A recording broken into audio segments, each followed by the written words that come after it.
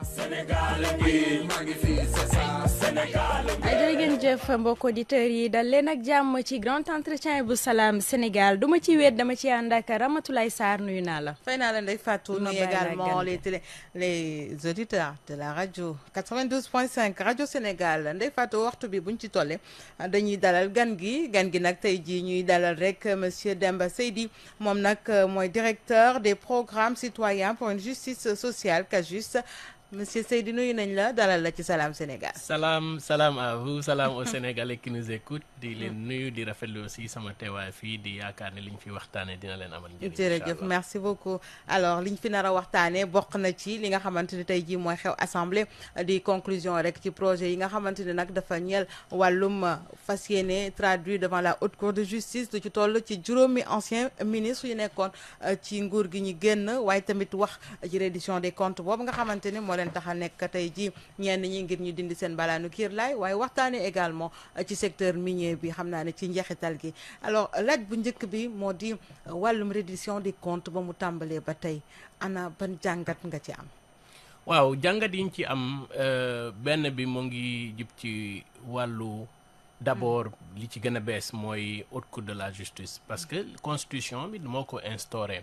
ba pare ne saa yi ñu tabb assemblée nationale bu bees weer yi ci topp dañu war a teg li ñuy tuddee haute cour de la justice. ñu gis ni daanaka 12 ans yi fi weesu dégguñu sax benn yoon bu ñuy installé haute cour de la justice loolu nekk benn irrégularité constitutionnelle boo xam ne dañ koy ñaawlu te heureusement que la nouvelle administration a eu l'intelligence de l'instaurer beneen mbir mi mooy bu ñuy gëj a dégg haute cour de la justice mooy dans les années 2005 2006 ci mbirum Idrissa Seck boobu nekkoon fii premier ministre bi ñu koy accusé sur les chantiers de Thiès. Donc ñu gis ni c'est une évolution en ce sens beneen mbir mi mooy dañ jàpp ni sur le principe que dafa am ay organes yoo xam ne depuis 2012 bi président Macky Sall ñëwee dafa leen dooleeloon lu mel ni Cour des comptes yeneen yi mu créé leen sax mu dékkilaat créé yi ba pare gën a dooleel Cour des comptes créer OFNAC donc organes yooyu ba pare dugg ci yeneen institution internationale pour gën a mën a dooleel it li ñuy xamante ne moom mooy la ñuy tuddee reddition des comptes wala gën a dooleel transparence yorin ko set ak gu sell Sénégal déjà depuis 2009 adopté nañu loi internationale yi nga xamante ne moom mooy dooleel reddition des comptes ak transparence boobu bokk na ci UEMOA bi nga xamante ne moo ko tëral fii ci Afrique de l'Ouest boo xam ne moo ñu gën a jege mais li ci am solo mooy dañ jàpp ni alalu askan wi wala alali mbooloo kuñ ko dénk am na ci man dama jàpp ni sax am na woyu sundur boo xam ne dañ leen ko war a defal hymne national képp ku ñu xamante ne jox nañ la alalu réew mi dañ la ko war a jox comme hymne su ko defee bis bu ne bala ngaa tàmbali si liggéey déglu ko voilà parce que nag alalu askan wi te rawatina période bu sensible bu nekkoon Covid parce que nag Covid de souvenirs yu doy waar lañ ci am ñun ñëpp sénégalais yi au-delà ñi ci décédé mais c'était une bonne occasion pour les Sénégalais de renforcer toute cette solidarité là te loolu lañ defoon su ko defee ñu defal nguur gi fi nekkoon ay habilitation maanaam dooleel leen jox leen lépp li war pour ñu mën a doxal su ko defee sénégalais mucc ci li nga xamante ne mooy Covid parce que tiitaange bu mu jurul la mu créer système de solidarité au niveau national te on se rappelle ci Covid boobu sax am na ci ay matériels yoo xamante ni dafa newoon panne lu ci mel ni oxygène bi ñu doon wax lu ni mel mujj bi sénégalais bu ñu koy xalaat tey ji dañuy am sax lu leen naqadi ci seen xol mais oui effectivement ba pare mu am ay sénégalais yoo xam ne yàlla jëlee na ci seen bakkan mais defaluñu leen sax li war ci seeni religion nu ñu leen di mën a denc leen donc loolu nekk lu doy waar ba pare ñu jox ci ay nit alalu askan wi ñu war koo sàmm war a fexe ba indi réponse yi war ci population yi nga xamante ne ñoo doon dund jafe-jafe yooyu mais luñ ci gis mooy li ci ëpp sur la base des données yi nekk ci rapport des cours des comptes vraiment ay doxalin yu doy waar lañ ci nemmeeku ba mu doon loo xam ne lu ñuy ñaawlu la parce que boo xoolee Sénégal diggante 2012 ba 2023 le président Macky Sall a eu le don de pouvoir mobiliser beaucoup de ressources financières xaalis bu bëri la dugal biir Sénégal waaye nag bu weesoo infrastructure yi ñu tabax gisuñu loolu jeexitalam ci population yi te boo defee croisement nga xool yi génn ci rapport yi muy rapport IGF muy rapport Cour des comptes muy rapport IGE yi nga xamante ne en tout cas mu ngi sur la place publique yooyu yëpp wone na ni que luubal moo ci ëpp wala boog ay soupçon de luubal moo ci ëpp donc nag moo tax ñu jàpp ni tey jii jot na ñu taxaw leeral loolu yëpp bala ñoo mën a avancer bala ñuy dénkaat ñeneen askan alalu askan wi. parce que dañu am habitude également ci Sénégal di gis ni nit ñi buñ leen dénkee pour ñu dellu si waat daal di mën a xamle lan liñ leen dénkoon fi mu tolloon wala sax du mujjee fenn loolu daf fi yàgg ñëw mais peut-être avec l'avènement de ces nouvelles autorités ñu gis beneen doxalin bu bees comme ni ko président bi di waxee jubal jubanti la ñu wax mais tey jii li gën a yéem askan wi moo di le premier ministre Ousmane Sonko dafa annoncé woon ci benn point de presse koppar gu bëri goo xamante ni daal luubal nañ ko tey jii ñu gis ay ministres anciens ministres yu ñuy woo ak ay kilifa yu ñuy woo ñuy cautionner xaalis boo xamante ni également xaw na yem sénégalais. waaw effectivement parce que pour le moment donte ni wóoruñu ni laale nañ ci wala laale présomption d'innocence boobu ba pare gëm naa ni haute cour de la justice ak yeneen cours yi yëpp d'ailleurs dinañu respecter seen droit jusqu'au bout mais li ci doy waar mooy montant yiñ ciy tudd moo xaw a bëri te vraiment sénégalais yi nekk ci soxla ba pare nguur gi ñu jox ko habilitation muy mën a lebi ci sunu tour nga xam ne ñun ñëpp dinañ ci fay ba mu jeex tàkk fii ak at loo xam ne ba sunu ay sët dinañ continuer di ko fay wala ñu jël sunu ay yenn ressources yi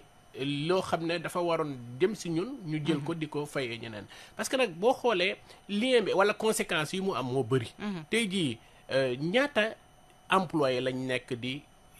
licencier ci seen ay entreprise d'État yoo xam ne parce que nguur gi attanu ko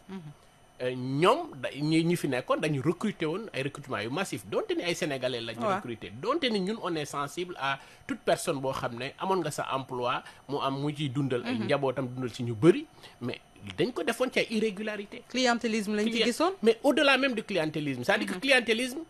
man duma ko sax gisee noonu parce que ay sénégalais lañ fa recruter mais le problème mooy irrégularité yi nga xamante ne moom la ci teg donc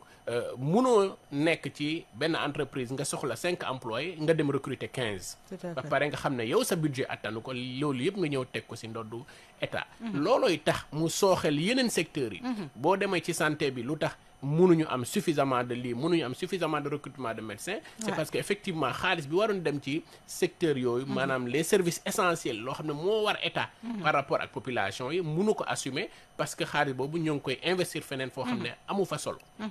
secteur privé bi nga xamante ne moo waroon recruter le maximum possible finalement dafay sooxe parce que effectivement dañ nekk ci réew boo xam ne état bi développé wu les mécanismes nécessaires pour pouvoir appuyer secteur privé boobu parce que tey jii xaalis boobu yëpp boo ko jëloon teg ko ci loxo secteur privé sous forme de prêt avec des taux raisonnables dina mën a permettre ñu créer emploi yu bëri mais malheureusement xaalis la boo xam ne dafay enrichir benn élite bu ndaw donc foofu la solo si nekk dañu war a taxaw xam ne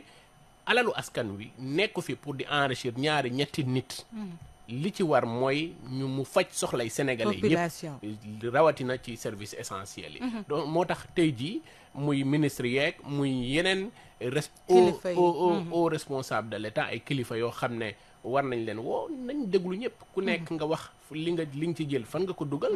boo ci laalewoon ñu bàyyi la nga ñibbi ci jàmm alors gis nañu ñi nga xamante ni moo di procureur yi ñetti procureur yëpp def seen point de presse ngir gën a gindi askan wi mu doon loo xamante ni également lu bees fii ci réewum Sénégal naam dinañ ko gis séparément peut-être tey ji ak pôle judiciaire financier lu sénégalais yi di doog a découvrir leen nii ensemble mais daal leer na ni fi mu nekk nii ku ci nekk peut-être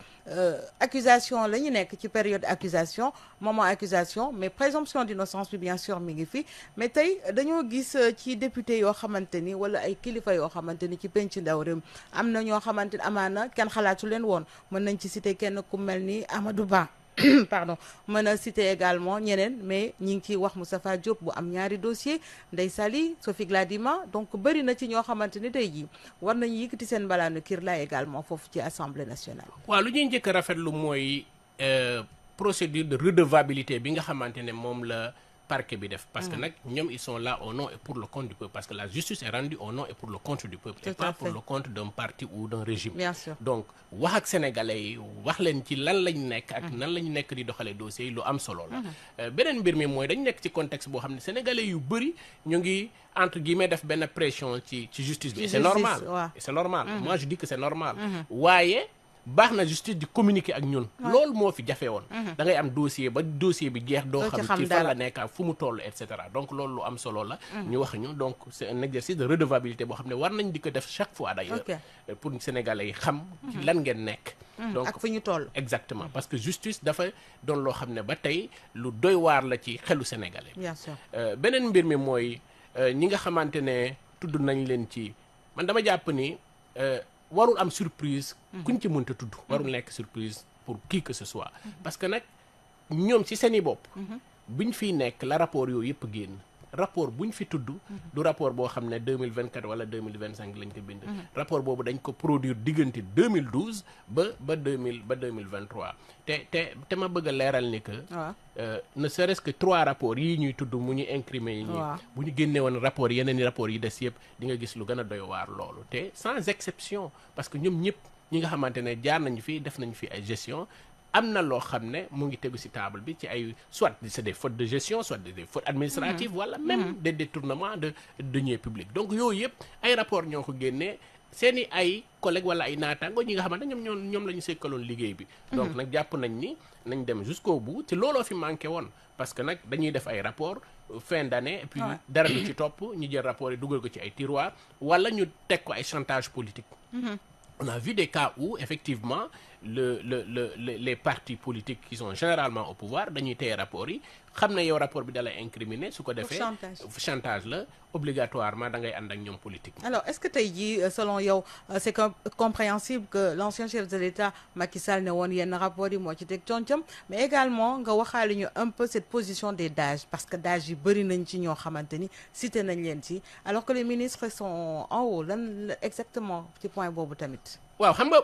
première égarement bi fu ñu njëkk réeree mooy président de la république jàkkaarloo ak sénégalais yi ne leen dafa am ay rapports yi fi nekk wala ay dossiers yi fi nekk maa si teg sama cooñ loolu man bi ñuy wër haute trahison dama ne loolu doy na haute trahison parce que haute trahison mooy nga dem lëkkaloo ak sunu ay nooni réew mi waaw mbir mu ngoog dem lëkkaloo ji parce que ñooñu ñooy noonu réew mi parce que fu mu ne nii gis nga Sénégal li as tuut bi nga xamante ne moom la ñuy dajale ci ay ressources mooy ressources fiscales yeeg mooy dons yu ñuy am ak ci prêts yu ñuy am loolu war na mën a sukkali réew mi su ko defee ku ne gis ci boppam ci yorunu état bi kon Sénégal pauvreul mais Sénégal pauvreul dañ ko appauvrir Sénégal pauvreul dañ ko appauvrir parce que nag buñ delluwaatee ci Covid bi rek biñ ne réew mi 1000 milliards la soxla exécutif bi moo taxaw jàkkaarloo ak sénégalais ne leen 1000 milliards kese laa soxla mais sénégalais yëpp a ci jóg ku nekk ñii ñaar dërëm ñii juróomi dërëm ñii 200 millions on se rappelle 200 millions am ay sénégalais yoo xam ne génne nañ ci xaalis bu bëri dugal ci donc ñu gis ni ñooñu ñëpp élan de solidarité boobu la ñu indi mais moom lañ trahir loolu mooy trahison en réalité donc finalement nga protéger ay nit ba pare ce qui a été désolant c'est que moom ci boppam wala ak ay ministres am ñoo génn ne non liñ ci tudd 6 milliards kese la 6 milliards mais c'est 6 000 millions di minimiser quoi oui 6 000 millions la mais même bu fekkoon ne 100 francs kese la wala 50 francs kese la alalu askan wi la da ngay dem ci hôpital ñu ne la amuñu seringue mais seringue 100 francs lay jar donc ce qui fait que yow xaalis boobu effectivement moom moo koy jënd effectivement te li ci gën a doy waar mooy après juste Covid bi après 2021 li ci topp yàlla nattuñu ci ay cas yu doy waar li xewoon fii Tiwaawoon ba tey mu ngi ñoo ngi koy fàttaliku xale yi nga xamante ne dañu nga dem ci hôpital bi nga dem Louga kaaw Asu Soxna ba nga dem Kédougou même chose ay jigéen yoo xam ne war a matu te mënuñu sax am poste de santé bu ñu leen mën a dugal pour mën leen jël en charge donc loolu nekk lu xam ne lu doy waar la ñu jàpp ni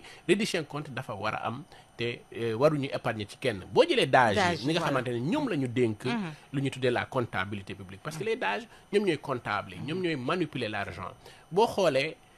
c'est souvent léger damay dégg léeg-léeg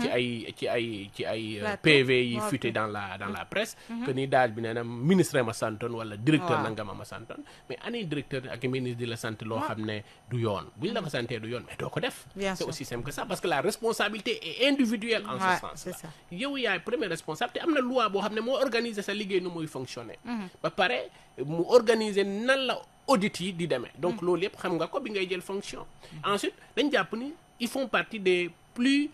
hauts fonctionnaires de ce pays là ñu ci bëri si ñoom ci école nationale d'administration la ñu génn ñu jàpp ni c'est les meilleurs la ñu fay sélectionner donc bu fekkente ne les meilleurs boobu ñooy ñëw di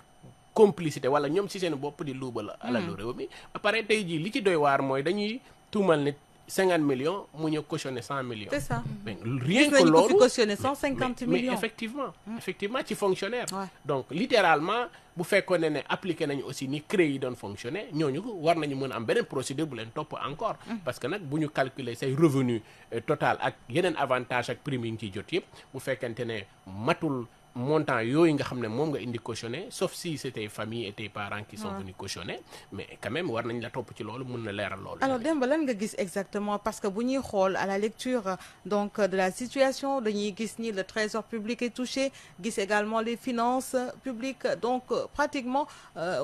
secteurs yi nga xamante ni c'est extrêmement sensible parce que c'est des secteurs financiers yi nga xamante ni surtout trésor yor xaalisu réew mi yooyu yëpp ñu gis ni ay hauts fonctionnaires également seraient mêlés alors lan nga ciy xalaat ci mais loolu mooy problème bi sànq li ma wax mooy dañu appauvrir Sénégal pauvreul parce que tey jii montant yi ñu fi incriminé yëpp dette bu ñu nëbb xaalis boobu xamuñu fu mu dugg li ñu fi détourné ci trésor public ci impôt ci douane ak yeneen secteurs yi nga xamante ne yëpp tudd nañ leen ci rapport bi boo toogoon def benn calcul montant yooyu yëpp di nga gis ni ça dépasse largement le budget de l'État du Sénégal donc ani problème bi c'est parce que effectivement avec la complicité du régime, un petit groupe de Sénégalais ont préféré s'enrichir sur le dos des Sénégalais. Et ce qui s'est passé en réalité. Maintenant nag moo tax ñu jàpp ni ñii di wax ni loolu doxalul réew mi dañu war a liggéey et cetera nous sommes d'accord que réew mi dañuy liggéey ñi war a liggéey ñu ngi xëy bis bu nekk di dem di liggéey ñi nga xamante mu ngi noonu parce que nag bu ñu liggéeyul woon du ñu mën a fay salaire yi nga xamante ne moom la personnel fonction publique bi engagé ak ay seen responsabilités yëpp mais ci kaw loolu aussi dañu war a taxaw xam ne l'argent public appartient aux Sénégalais te war nañu dàqal lépp li nga xamante ne mooy possibilité de détournement buy am ci bien public yi dañuy parfois xaw a néewal wala soofantal montant yi ñuy incriminer da ngay dem ci yenn réew yi 5000 francs boo ko jëlee ci budget wu état bi da ngay rendre compte ba pare boo moytu lañ lay dàq ci sa fonction donc waruñu jël mbir mi avec légèreté tout en bien sûr respectant les droits de toutes les personnes yi nga xamante ne incriminer nañ leen foofu te gëm naa ni justice bi dina def loolu jusqu'au bout. voilà man damay rebondir si ñi nga xam ne incriminer nañ leen sax justement sànq wax nga ko yoon teg la loxo ndax da nga luubal nga indi somme yu am solo daal di koy cautionner di bëgg bàyyi néggandiku te yoon bàyyiwu la kon yow da nga d'accord ci ne yoon noonu mu doxalee noonu lu jaadu la ñooñu waruñu leen a bàyyi parce que au contraire dañ leen war a toppaat pour leneen. waaw a priori li intéressé état bi mooy jot alalam bi nga xamante ne luubal nañu ko. moo tax ku cautionner a priori war nañ la mën a bàyyi nga dem. liberté provisoire mais bàyyi ndëgëniku boobu tekkiwul ni. que mënuñu continuer poursuite yi. parce que ñaari action lay doon action publique bi war na mën a continuer parce que nag bu fekkente ne da ngay jël après ëllëg bu coow li jubee rek nga ñëw cautionner waat mais dafay encourager à tout un chacun def la même chose. parce que nag au moment X bi nga xamante ne da nga am soxla nga dem tibb ci keesu état bi dem faj sa soxla boobu. nga jàpp ni ëllëg bu ñu ma woowee dinaa mën a cautionner wala diw ak diw dinañ cotiser mu cautionner mais dafa yomb après parce que à ce moment là yow tort bi ngay def état du Sénégal tort yi ngay def hôpitaux yi tort yi ngay def yenn services yi nga xamante ñoo soxla xaalis boobu ani foo koy teg wala boog bu ñu ñëwee topp ñu la nag wala ñu xëy commencé di la topp ñëpp génn yuuxu naan waaw kii la règlement de compte la pression politique la et cetera parce que aujourd'hui débat boobu lañ nekk di dégg sur la place publique que ay chasse aux sorcières la et cetera mais alors que mais bu fekkente ne yow bëggoo ñu régler say compte bu fexe ba am ay comptes yu ñuy régler. mais est-ce que chasse aux sorcières boobu sax dina tax tey ba ñii nga xamante ni ñi ngi leen incriminer ñu génnee di cautionner ay montants yu faramineux yooyu tamit ak wala ay parcelles yu kenn xamul. mais mënul nekk chasse aux sorcières fii kuñ fi tuddul ci rapport parce que nag li nit ñi war a bàyyi xel bu baax mooy rapports yi c'est des rapports contradictoires gis nga Cour des comptes bala moo fësal rapport am dana def auditam ne la lii laa gis ci document yi boo xoolee ci rapport bi boo ko liree di nga gis ay entretien diggante ñoom ak les personnes concernées naan la lii gis nañ ko noo koy justifier lu tax lii amul lii ainsi de suite ba ngeen d'accord ci li nga xamante ne fu ngeen d'accordul aussi ñu Cour des comptes mentionné da ko. koy bind clairement que diw de laajoon nañ ko lii waaye d'accordul ci liñ ko reproché loolu yëpp mu ngi ci rapport bi donc c'est aussi simple et clair que ça donc li ci des rek mooy léegi ñu dem xool ci li nga xamante ne mooy juridiction buy atte parce que Cour des comptes du atte donc juridiction buy atte ci foofu ngay gën a leerale mbiri lu tax lii ak lii leerul et cetera mais c'est-à-dire que gis naa ci rapport bi ay nit yoo xam ne laaj la ñu ne ñu naan la non xaw ma waaw ci loo xam ne yow yaa doon gérer ko doon xaalis gérer. boobu donc loolu dafay doy waar mais Rama laajam bi li tax mu am solo mooy nguur yu fi nekkoon am na ñoo xam ne nii dañ leen doon joxoñ baaraamu tuuma ci wàllu woowu ñu jàpp leen teg leen loxo mais mujj gi ñu bàyyi leen mu dem mu mel ni dañ leen bëggoon a réduire à leur simple expression ci wàllu politique loolu moo tax ñuy njortu ne est-ce que mujjul nekk loolu lañ bëgg a indiwaat. waa xam nga chantage politique bi bëri woon na fii ci en tout cas nemmeek nañ ko ci ñaari régime yi fi passé nguur gi day ñëw fekk ay rapports yi incriminer nit bëgg nga bàyyi sa parti ñëw farag man teg loolu comme chantage parce que li tax analyse bi demee noonu si ay fait lañ ci sukkandiku bëri na fi ay nit yoo xam ne tuddoon nañ leen ñaari at yi ci topp yëpp ñoom ñëpp ñu migré ñu dem transhumé dem fekki parti au pouvoir yàlla dafa def tey jii ñu am président boo xam ne koo xam ne baal leen ma ci kàddu gi vierge la parce que moom xaarul sax ay beneen mandat bay lijjanti kuy farak man kuy ñëw di ma rejoindre moom ci boppam taxaw na jàkkaarloo ak sénégalais ne defuma benn jéego pour nekk président de la république donc duma def benn jéego pour descendi ci pouvoir bi donc lépp li nga xamante ne war nañ fexe sénégalais yi mën a am satisfaction ci service bi état bi war a rendre aux populations ñoom dinañ ko def et d'ailleurs man dama jàpp ni c'est ça la bonne voie en réalité tey jii boo defee satisfaire besoins sénégalais yi mais état dafa mel ni association kese ku koy jiite bu renouvellement jotee bu ñu jàppee ni ki fi nekkoon moo ngi doxal tant que loi may na la nga nekkaat fa sénégalais yi dinañ la voter nga nekkaat fa donc man dama jàpp ni campagne bi gën ci régime wala ci président de la république mooy effectivement satisfaire les besoins des sénégalais boo demee ci yenn réew yi moo tax defuñu ay limitation de mandat bëri na fi ay réew yoo xam ne boo jëlee nu mel ni Allemagne par exemple Angela Merkel def na fi ay presque 4 mandats boo demee Russie tey jii Poutine ñun ça fait au moins 20 ans Poutine ak Medvedev rek la ñuy dégg kii day jël ñaari mandat jox kële ainsi de suite parce que effectivement ñu ngi satisfaire besoin wu population yi Donald Trump lu tax ñu falaat ko américains yi dañu gis ni kii mu ngi doon satisfaire sunu ay besoins donte ni perte na élection yi fële te poursuivre nañ ko fii mais fu mu mujj parce que sénégalais américains yi gëm nañ ni kii ci soxlay américains yi lay taxaw donc loolu la ñuy xaar ci nguur gu bees gi xaaruñu ci ñoom ñuy fexe di def chantage qui que ce soit pour mu ñëw rejoindre les populations yi doy nañu ci li nga xamante ñoo la mën a accompagner fii ku fi transhumé parce que dañ la toppoon ci benn dossier du la indil ñaari nit on a vu les cas ci régime bi passé et malheureusement Macky Sall loolu bokk na ci li gënoon tardel liggéeyam parce que amoon na potentialité yu mu mënoon teg fii pour Sénégal mën a gën a jëm kanam alors ba tey dem ba tey jii bu ñu delluwee ci assemblée nationale par rapport ak 5 ministres yooyu ñu gis ni dañu ne à l'exception de Ismaïla Madior Fall ñi nga xamante ni Cour des comptes épinglé na leen donc mu nekk loo xamante ni peut-être tey jii ministre bu bees bu ci gis buñ ci dugal te nga xamante ni peut-être daaw ñu ko cité muy Sophie Gladima par exemple tey jii sénégalais yi aussi dañoo soxla te ñu ngi naan il faut les 3/5 pour que moi ça 90 députés pour nga xamante ni haute cour de justice bi day taxaw fi mu nekk nii te yaakaar naa ne ak majorité bi am foofu ce sera comme lettre à la poste. oui mais bien sûr man dama jàpp ni sax loolu war nañ ko réformer loolu war na bokk ci réforme yi nga xamante ne état bi war na ko def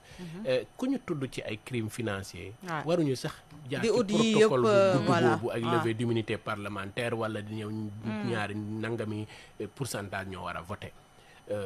état bi sur la base des rapports yoo xam ne c'est des rapports ñi ko defar faruñu benn parti amuñu sax droit def politique donc ñooñu defar nañ seeni rapport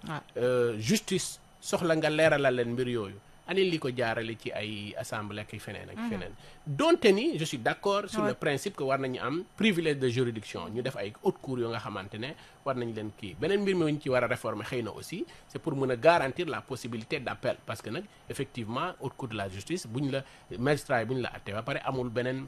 recours man dama jàpp ni war nañu mën a encore permettre les individus là à trouver des possibilités de recours. Sauf si dañuy réviser waat encore le procès. Tout à fait, dañ koy réviser waat. entièrement. Voilà. Mais loolu yëpp gis nañu que par expérience on a rarement eu en tout cas des procès yoo xam ne dañ ko réviser waat au Sénégal. Mais toujours est-il que ñi nga xamante ne tey dañ leen di woo. Mais naturellement moi je considère que pour l'intérêt des Sénégalais tous les députés doivent dire oui. Ouais. Nous votons et puis léegi nag ñu permettre parce que nag ñu bëri si ñoom taxaw nañ ne laalewuñ ci dara. waaw Mais donc ce n'est plus compliqué. tout à fait. waaw man bu ma àndee ak nit nga ne ma laalewu ma ci dara man la ay ca bopp. da ngay yàkkamti sax ñu dama déglu la yàkkamti ñu dem setal la waaw, effectivement kuñ fi tudd. te justice setal la mais c'est un grand honneur pour Bien les sûr. Sénégalais et moi je crois que ces gens là après ñun ñëpp a war a génn aussi ñëw toog fi félicité waat la. Voilà. alors ñu jàll ci beneen point bi ma doon wax muy rapport ITIE bi nga xamante ni publié nañ ko lundi bi passé alors ce que ça a montré moo di li nga xamante ni secteur extractif bi daal dina ko générer on parle de 236 milliards boo xamante ni génn na ci avec 225 milliards yoo xamante ni nag alloué nañ ko déjà au budget de l'État secteur minier bi def lu toll ci 187 et quelques virgule et quelques milliards quelle est un peu sa lecture par rapport ak loolu. waaw dama jàpp ni c'est une bonne nouvelle que secteur des ressources naturelles commencé jur ay évolution yu mel nii parce que nag boo xoolee rien que le premier semestre ñu am lu toll noonu 280 milliards nga comparé ko ak toute l'année de 2023 mu nekk 380 milliards donc boo xoolee si la tendance se confirme jusqu'à la fin de l'année 2024 di nga gis ni on aura même environ 500 milliards te yaakaar naa ne sax dina ko ëpp parce que dans le deuxième semestre on avait déjà commencé à extraire le pétrole de Sangomar. Donc loolu yëpp puis ba pare am na ay cimenteries yu bees yi nga xamante ne démarré nañ seen liggéey dans ce deuxième semestre de l'année 2024. Donc loolu nekk nouvelle bu baax te gis nañ ni si cette même tendance se confirme en 2025 ça va encore être mieux parce que à partir de 2025 déjà la semaine passée ministre moo ngi annoncé que ni commencé nañ jaay pétrole bi nga xamante ne moom la ñu extraire woon ci Sangomar. La bonne nouvelle aussi c'est que à partir de Saint-Louis le gaz a commencé à être extrait du puits de GTA. Donc ñu jàpp ni tendance yu baax la waaye fu muy gën a amee solo mooy ban jeexital lay def ci Sénégal. Donc c'est ça qui est important pour nous au bout du compte parce que les ressources naturelles appartiennent au peuple mooy sunu taxawaay bis bu ne au niveau de CAJUST aux citoyens actifs pour la justice sociale fexe ku nekk si ñun mën cee gis boppam. boo jëlee secteur minier bi moo gën a dynamique pour le moment parce que boo xoolee chiffres yi loolu lay wone. Mais secteur minier boobu moo jël wàll attribué waat ko population. 79,9% la ñuy wax. Exactement. Donc voilà ba pare loolu dugal ci keesu état lu toll ni ay 225 milliards. Donc gi nga gis ni ren ji day gën a ëpp encore. Mais foog mu am jeexital ci population yi. population yi sentir guñ ko. mais sentir guñu ko parce que liñ ci moom jotaguñ ci. liñ ci moom bokk na ci fonds d'appui au développement local donte ni mu ngi commencer évoluer ndànk-ndànk mais ba tey matérialisation bi moo des. beneen mbir mi mooy am na loo xam ne population moom nañ ki mooy tudd fonds d'appui et de péréquation de 20% ci recettes yi nga xamante ne moom la état bi di mobiliser à partir des redevances et des droits fixes loolu tam war nañu fexe. xool ban mécanisme la ñuy def population yi jot si. boo jëlee ci pétrole bi ak gaz bi aussi mais tey jii war nañu fexe au moins la facture énergétique wàññeeku parce que nag sentir ko au moins les entreprises d'État ak les entreprises privées ñëpp ak les ménages lu ñuy dépenser ci énergie dafa bëri. Carburant bi électricité bi. ne serait-ce que ces deux éléments là lu muy coûter aux citoyens sénégalais c'est excessivement cher. Comparé à d'autres pays qui ont les mêmes ressources. D'accord Demba, il nous reste pratiquement une minute, on va y aller en français, un peu un résumé par rapport à l'Assemblée nationale qui examine aujourd'hui les conclusions des projets de résolution de mise en accusation de 5 anciens ministres de l'État du régime précédent, autant pour moi. Alors je l'avais cité tantôt, Moustapha Diop, Ndeye Saly Diop, Sophie Gladima Siby, Ismaël Madior Fall. Que peut-on retenir de cela? Alors en résumé, il faut noter que c'est une avancée considérable que la Haute Cour de justice soit encore redynamisée parce que elle est d'ordre constitutionnel, c'est la Constitution qui la consacre et après chaque élection des députés, on doit la mettre en place dans les mois qui suivent. Et malheureusement, pendant au moins 15 ans, elle a été absente de l'architecture judiciaire du Sénégal. Donc, c'est une excellente nouvelle qu'elle soit là. Parce qu'effectivement, il y a beaucoup de rapports qui, aujourd'hui, citent des individus qui devraient bénéficier de ce privilège de juridiction à travers la Haute Cour de justice, naturellement, il faut aller vers cette reddition des comptes. Et pour la matérialiser, il faudrait que la Cour soit instaurée. Ça, c'est un premier élément. Deuxième élément, il y a une première liste de ministres qui ont été cités et qui seront bien sûr traduits devant l'Assemblée nationale pour d'abord l'acte